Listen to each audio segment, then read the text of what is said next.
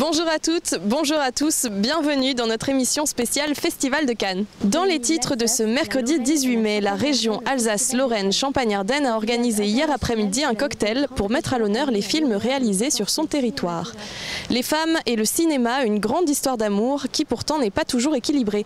On vous emmènera à la découverte d'un documentaire qui traite de la place des femmes à Hollywood. Lors du Festival de Cannes, la Croisette est envahie par les people et les festivaliers, mais aussi par des oiseaux nuisibles qui viennent parfois jusqu'à picorer dans les assiettes des clients des restaurants. Un grand palace cannois a trouvé la parade, il emploie des fauconniers. On vous en dira plus dans un instant.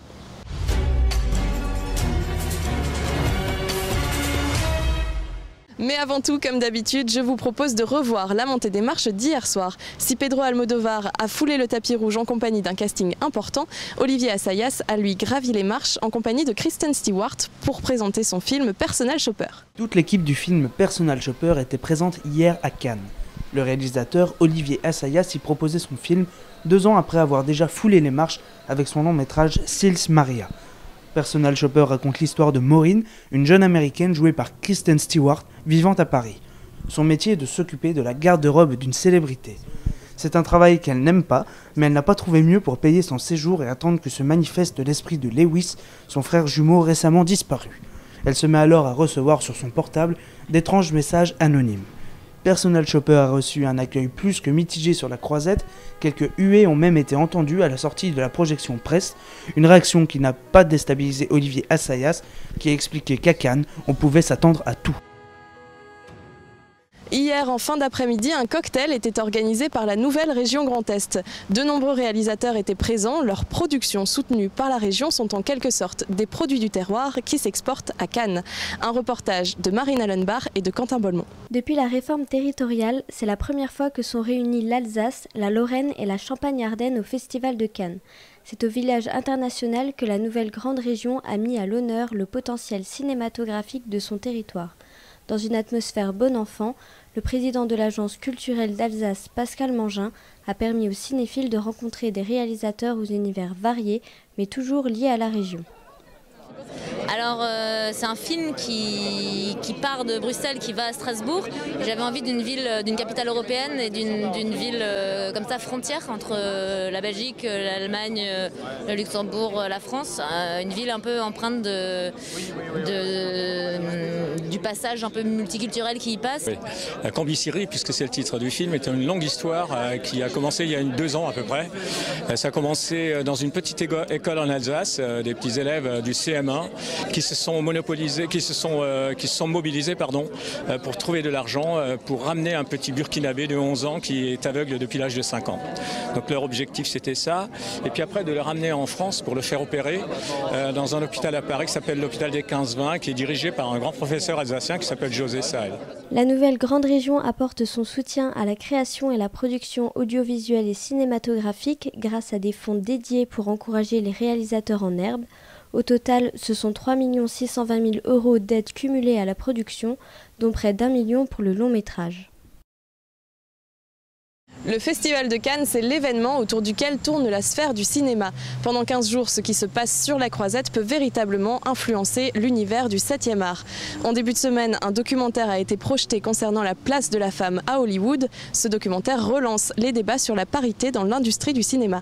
Marie Furlan sera avec nous dans un instant pour nous en dire davantage. Et la femme créée à Hollywood est un documentaire réalisé par des femmes sur des femmes oubliées du cinéma hollywoodien du XXe siècle. Le film révèle les inégalités entre les femmes et les hommes à Hollywood et l'importance des femmes dans le monde du cinéma.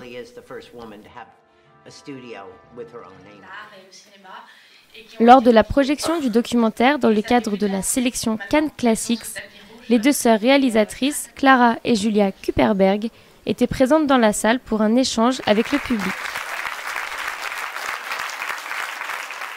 En fait, on s'est intéressé à ce sujet parce qu'il n'existe aucun livre, il existe 4 livres, même pas traduits en français, et il n'y a pas de film dessus, il n'y a aucune information. Donc on s'est dit qu'il était temps de rétablir un peu une injustice et de les refaire mettre dans la lumière.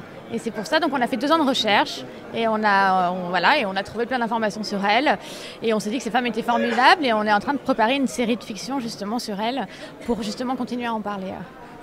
Marie, bonjour. Donc vous avez vu ce documentaire Et la femme créée à Hollywood. Est-ce que vous pouvez nous en dire un peu plus? Oui, alors c'est un documentaire qui montre en fait l'inégalité entre les hommes et les femmes à Hollywood depuis le début de la création du cinéma.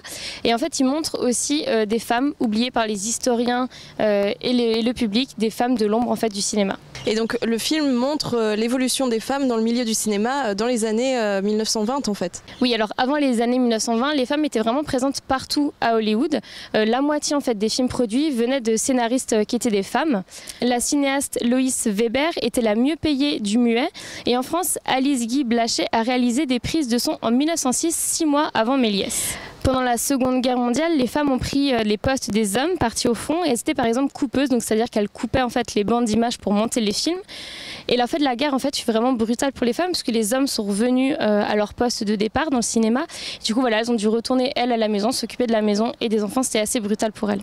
Donc ça c'était la situation à l'époque, mais aujourd'hui encore il y a des grosses différences au niveau de la parité dans l'univers du cinéma.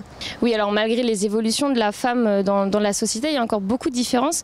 Pour donner quelques chiffres, à Hollywood, sur 250 films qui rapportent le plus de recettes, il y a moins de 10% qui sont réalisés par des femmes. Et les scénaristes femmes reconnus se comptent sur le doigt de la main.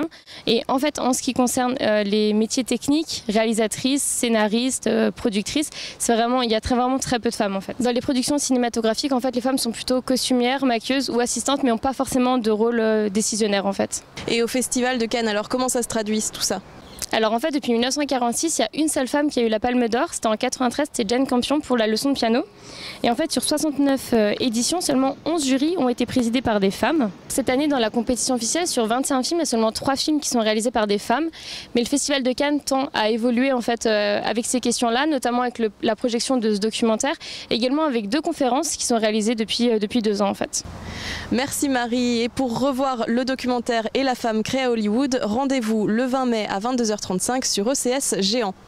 Ces employés bien particuliers sont quant à eux encore en minorité sur la Croisette, même s'ils commencent à y être de plus en plus présents. Il s'agit des buses et des faucons. Ces oiseaux sont destinés à chasser les goélands qui perturbent la clientèle des grands hôtels. Je vous laisse découvrir ce reportage de Rémi Guéry. À Cannes, les drôles d'oiseaux ne se trouvent pas que sur les marches. L'hôtel Le Martinez fait appel à une fauconnerie depuis plusieurs années. Le but est simple, éloigner les goélands et autres volatiles pouvant gêner et nuire au repas de la clientèle huppée de l'établissement. Pour cela, des oiseaux particuliers sont sélectionnés. C'est 4 buses de Harris. On a 3 femelles ici, on appelle ça des formes en fauconnerie. Un tiercelet ici et un autre tiercelet là-bas. Donc c'est des espèces grégaires. Donc ça veut dire qu'ils peuvent chasser ensemble comme des meutes de loups. Donc ils vont se positionner et il va y avoir une embuscade. Il va y avoir une buse qui va faire une faute à la proie et les autres vont l'attraper.